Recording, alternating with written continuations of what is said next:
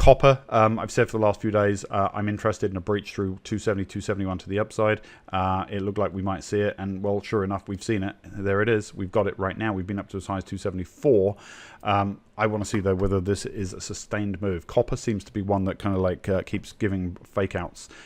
Flash high in this area here.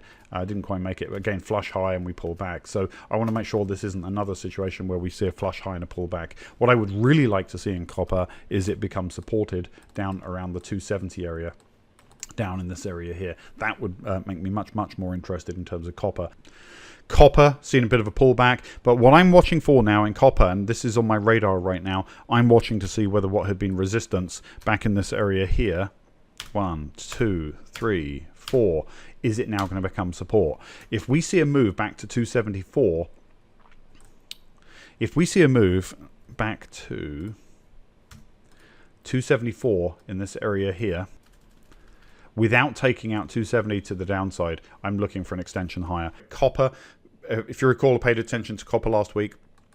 Resistance, resistance, resistance, resistance, resistance. We popped through. I watched for support down around 270, which, to be fair, we did get. There was our support around 270. We saw a move up to 275. We're kind of like just lingering north to 270 right now.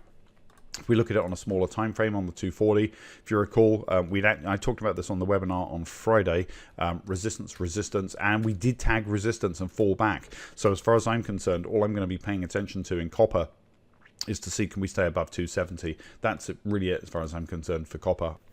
So it shouldn't be a big surprise that the chart that's on the front is copper.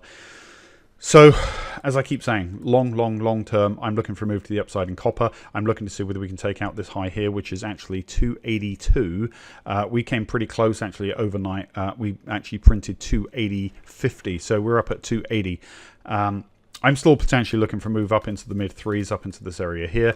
I've looked at copper quite a bit over the last week. If you recall, what we've been paying attention to was the fact that we actually had resistance around 270.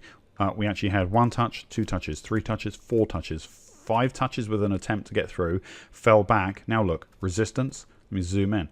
Resistance right here. Finally, we popped through 270, and then what did I say? What I said was I would now look to see if 270 becomes support. In other words, something like, well, that. And that's exactly what happened.